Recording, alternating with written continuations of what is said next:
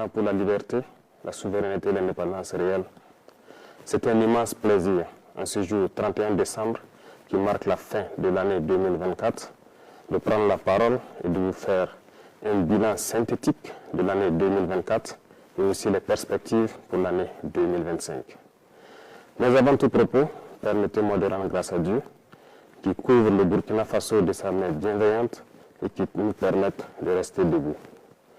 Je rends donc un vibrant hommage à toutes nos forces combattantes qui se battent jour et nuit jusqu'au sacrifice suprême pour que notre patrie reste et demeure. Je souhaite un prompt rétablissement à tous ceux qui ont été blessés dans cette barbarie et je prie Dieu pour le repos des âmes de tous ceux qui sont tombés dans cette bataille.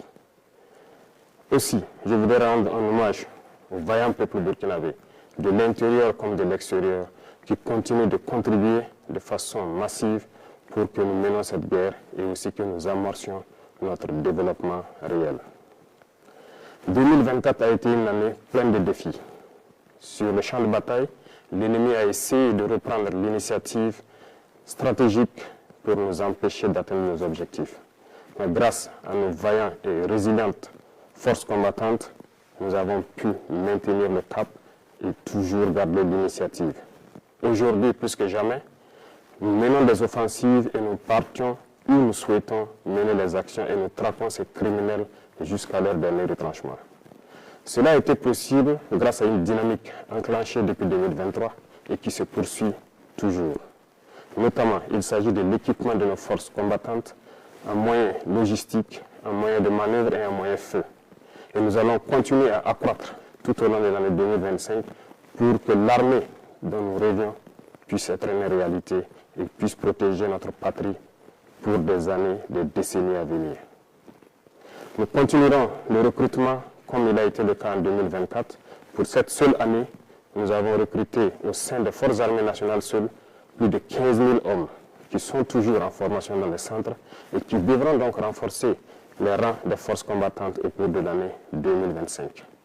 Nous poursuivrons également la formation de manière intensive en collaboration avec tous les amis de Burkina Faso pour que nous puissions avoir l'armée que nous souhaitons.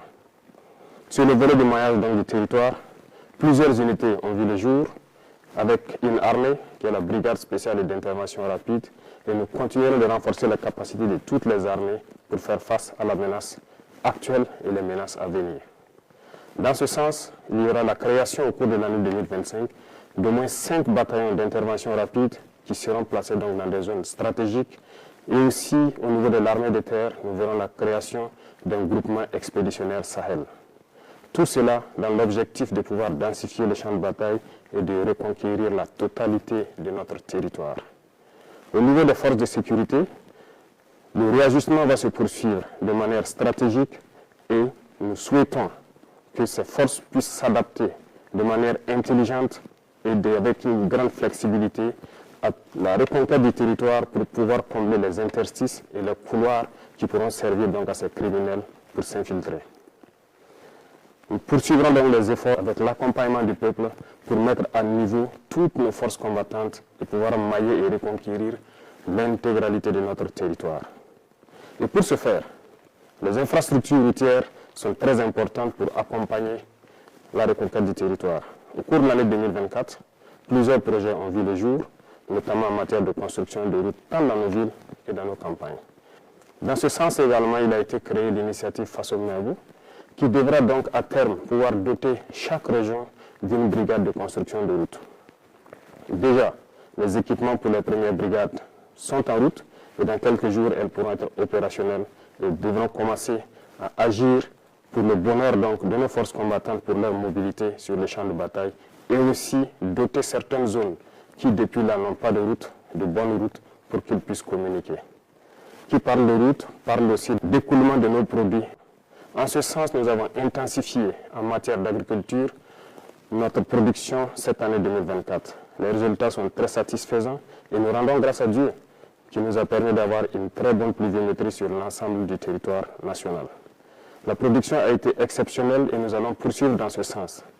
Plusieurs spéculations ont été introduites, des spéculations de rente, telles que le cacao, le café, l'avocat, le blé, bien d'autres, qui devront permettre de pouvoir stopper plus ou moins les importations au Burkina Faso et aussi de transformer ces matières et de revendre à l'extérieur pour faire entrer des devises dans notre pays. Tout ceci contribue au développement de notre patrie que nous sommes en train donc d'amorcer petit à petit. Sur le volet de l'élevage, plusieurs projets ont été menés au cours de l'année 2024, notamment donc le renouvellement du cheptel à travers donc plusieurs initiatives, mais également nous sommes en train de mettre en place un système pour l'alimentation du bétail et du poisson. Plusieurs campagnes de vaccination ont eu lieu, gratuites par endroit et subventionnées par d'autres endroits. Nous poursuivrons nos efforts en faveur du monde paysan à travers donc les intrants et toute la mécanisation qui doit suivre pour les accompagner, produire et atteindre notre objectif qui est l'autosuffisance alimentaire et pourquoi ne pas exporter nos excédents. Dans ce sens, beaucoup d'industries verront le jour pour pouvoir transformer nos matières premières sur place. 2024 a été une année où nous avons pu inaugurer quelques usines dans ce sens, mais beaucoup d'autres usines sont à inaugurer en 2025. Certaines dont vous avez assisté à la pose de la première pierre, mais d'autres également dont la pose de la première pierre n'a pas fait l'objet de communication. Et nous continuerons dans ce sens pour pouvoir transformer nos matières premières sur place pour le bonheur des Burkinabés et exporter ce qui est transformé sur place. C'est dans ce sens que nous pourrons donc faire tourner notre économie à l'intérieur et éviter les importations de l'alimentation au profit de nos populations. Sur le volet de l'économie, beaucoup d'efforts ont été faits et c'est le lieu pour moi de féliciter tous les acteurs qui ont permis donc au Burkina Faso de toujours garder la tête haute face à l'adversité. Nous poursuivrons donc notre effort dans ce sens et beaucoup de fonds ont été réajustés pour pouvoir prendre en compte donc les aspirations de la jeunesse.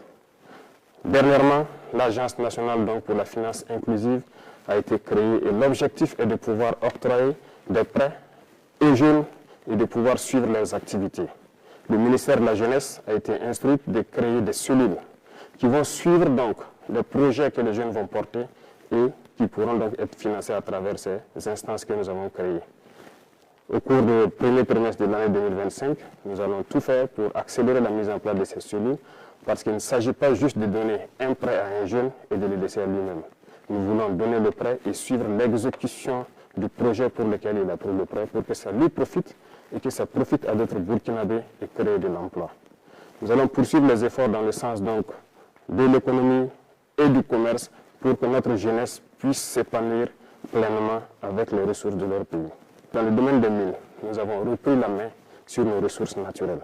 Les métaux comme l'or, l'argent, le cuivre et j'en passe doivent être exploités par les Burkinabés.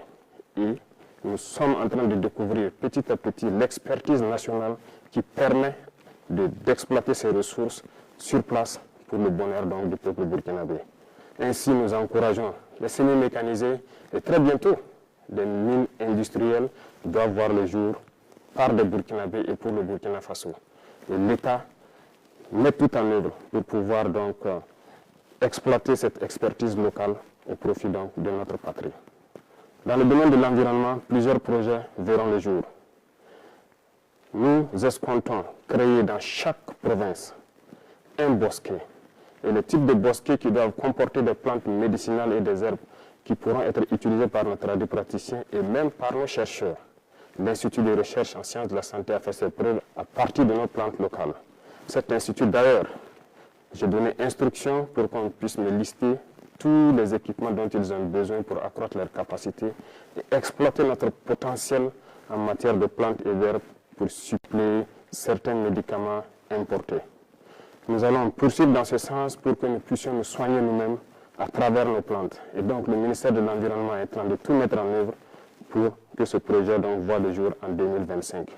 D'autres projets d'envergure en matière de reverdissement, de plantation d'arbres à travers les institutions et toutes les structures qui pourront donc être désignées verront le jour pour que nous puissions reverdir notre environnement, prendre soin de notre environnement et que ça profite pleinement au Burkinabé. Ceci va augmenter donc le plateau en matière de santé. Nous sommes en train de faire beaucoup d'efforts pour que le plateau technique des différents centres de santé et des hôpitaux puisse se rehausser. Des dotations ont eu lieu en 2024, notamment en termes de matériel médical, mais également 2025 verra le jour de nouvelles dotations d'équipements médicaux et surtout de centres de santé à travers l'initiative pour la santé. Les infrastructures sanitaires seront construites dans plusieurs communes parce que nous voulons faire muter nos centres de santé et de promotion sociale en centres communaux qui doivent donc avoir un plateau technique assez fourni en laboratoire, en imagerie pour pouvoir s'approcher des centres médicaux avec antenne chirurgicale. L'objectif est de rapprocher les populations rurales des soins de santé primaires et de pouvoir faciliter un certain nombre de choses dans ce domaine. Parlant donc d'éducation, plusieurs réformes ont été entamées. Peut-être lentes pour certains, mais il faut aller lentement et sûrement. Parce que le système éducatif dans lequel nous nous trouvons est profondément axé sur un système qui forme plus des diplômés et non des gens capables de travailler et de produire de la richesse. Malheureusement, c'est le constat, mais nous sommes à pied d'œuvre pour d'abord changer les infrastructures scolaires et les adapter, les moderniser. Secondo, le curricula et le programme d'instruction doivent être changés. Petit à petit, nous voulons muter donc de l'enseignement général vers l'enseignement technique et professionnel. Cette mutation est en cours et cela va demander un peu de temps pour que nous puissions être dans les normes que nous souhaitons. Tous les secteurs seront visités dans le domaine de l'éducation et c'est pour cela que l'initiative pour l'éducation de qualité pour tous a été créée et déjà les premières pierres des centres modernes que nous souhaitons ont été posées et les constructions vont se poursuivre tout au long donc, de l'année 2025. Camarades, dans le domaine donc, de l'administration, comme vous avez été témoin du dernier procès de détournement de fonds dans notre administration, cela montre combien notre administration n'est pas en adéquation avec les aspirations du moment. Aussi, les procédures sont obsolètes. Voilà pourquoi beaucoup de mesures sont en train d'être prises pour que cette administration redevienne fonctionnelle comme on le souhaite. La CRD a été mise en place dans ce sens et nous travaillerons à ce que dans le mois de janvier, elle soit opérationnelle et que les citoyens puissent dénoncer des cas de dérive et de manquement, de dysfonctionnement dans notre administration. Nous poursuivrons dans cette logique pour pouvoir redresser, mais aussi inviter la digitalisation dans l'administration pour pouvoir lutter efficacement contre la corruption. Parce que tant que les procédures ne seront pas dématérialisées, les délais de traitement des dossiers seront toujours longs et la corruption va s'inviter. La fonction publique est donc instruite de changer le rythme pour pouvoir intégrer un certain nombre d'emplois pour que certaines personnes qui étaient sous contrat au sein de l'administration puissent être intégrées de manière efficace et avoir un plan de carrière. Nous poursuivrons beaucoup de réformes dans ce domaine jusqu'à ce que notre administration soit celle que le peuple souhaite. Dans le domaine de la justice, beaucoup de réformes ont déjà eu lieu et nous poursuivrons en 2025. Les tribunaux coutumiers devront voir le jour et dans ces tribunaux coutumiers des auditeurs de justice, des nouveaux types seront donc recrutés pour animer ces tribunaux coutumiers. Cela pour prendre en compte nos valeurs endogènes de règlement des conflits, pour avoir une justice réparatrice et non une justice uniquement punitive. Dans ce sens, en prenant en compte nos valeurs endogènes et en impliquant nos leaders coutumiers et religieux sur les valeurs qui sont les nôtres, nous pourrons transformer notre justice, la rapprocher du justiciable. Ces réformes vont se poursuivre tout au long de l'année 2025 et nous comptons pouvoir atteindre notre objectif avant la fin de l'année. Dans le domaine de l'administration territoriale, comme annoncé par le Premier ministre lors de son discours de politique générale, un redécoupage du territoire s'impose, en tenant compte d'un certain nombre d'aspects, superficie certes, mais surtout stratégiques et économiques. Cela sera proposé en 2025. La décentralisation, qui est aujourd'hui une très bonne chose dans le fond, mais dans la mise en œuvre se retrouve en souffrance. Une étude a été diligentée actuellement au niveau de l'ensemble BF et de CAPES. L'étude dont les résultats sont attendus dans ces jours-ci doit nous permettre de faire un diagnostic profond du processus de décentralisation. Dans ce sens, un certain nombre de fonds ont été donc suspendus en attendant ces études pour pouvoir réarticuler et donner de nouvelles missions aux autorités, donc des collectivités territoriales. Dans le domaine de l'urbanisation, au cours de l'année 2025, après une étude effectuée en 2024, il sera proposé à la population burkinabé des choix pour pouvoir redessiner nos villes. Lorsque ces choix seront présentés, nous espérons avoir une issue qui nous permettra de redéfinir nos villes et de pouvoir faire une urbanisation qui réponde aux normes actuelles. Cette dynamique va se poursuivre en 2025 et l'initiative Faso Mebo également participera à cette dynamique d'urbanisation. Dans le domaine du sport, c'est le lieu pour moi de féliciter toute la jeunesse sportive parce que 2024 a été une année sportive. Plusieurs athlètes sont donc revenus au Burkina Faso avec des médailles et ont porté haut le drapeau du Burkina Faso. Je les félicite et je les encourage à continuer dans cette dynamique pour que 2025, nous ayons encore plus de médailles et que le drapeau du Burkina Faso continue de flotter partout dans le monde. Il contribue à faire rayonner l'image du Burkina Faso à l'extérieur. Dans le domaine donc de la diplomatie, il y a cet accompagnement du milieu des sports qui est déjà là, mais nos diplomates sont donc à pied d'œuvre depuis l'année 2023 et 2024 dans une diplomatie agressive. Nous poursuivrons dans ce sens en 2025 pour que l'image du Burkina Faso qui rayonne à travers le monde puisse continuer de croître. Et à travers cela, nous sommes dans une confédération de l'Alliance des États du Sahel. Plusieurs actions sont en cours actuellement pour pouvoir structurer cette alliance et l'asseoir. Parce que c'est le début d'une union dans la souveraineté, dans la liberté totale, pour que l'Afrique puisse prendre un exemple sur cette alliance et pouvoir rayonner. L'alliance n'est pas uniquement que pour les 3 pays, l'alliance appartient à tous les Africains désireux de souveraineté, d'indépendance et de liberté totale. Nous poursuivrons notre démarche pour qu'elle soit une union forte dans tous les domaines cités, que ce soit de la diplomatie, de la défense et la sécurité et surtout du développement. Notre diplomatie rayonne et nous poursuivrons notre démarche pour qu'elle puisse encore être forte et les représentations du Burkina Faso à l'extérieur puissent prendre en compte notre diaspora et aussi prendre en compte tous les amis du Burkina Faso qui souhaitent visiter le Burkina Faso, participer au développement du Burkina Faso. C'est dans ce sens que nous serons un exemple de souveraineté, un exemple de dignité et une fierté à travers l'Afrique et à travers tout le monde entier. L'Institut des peuples noirs devra être un tremplin pour pouvoir attirer au Burkina Faso tous les Noirs du monde entier pour pouvoir se ressourcer, revoir les cultures et pouvoir apprendre de nos cultures, les moderniser pour faire développer notre patrie. Un bâtiment sera érigé donc au niveau du musée pour prendre en compte un certain nombre de choses de notre culture pour que l'Institut puisse se baser sur ces valeurs-là et enseigner au monde entier ce que c'est que le peuple noir, ce que c'est que l'Afrique. Je souhaite que 2025 soit une année donc de parfaite santé, de succès, de prospérité, de victoire pour notre peuple. La patrie ou la mort, nous vaincrons.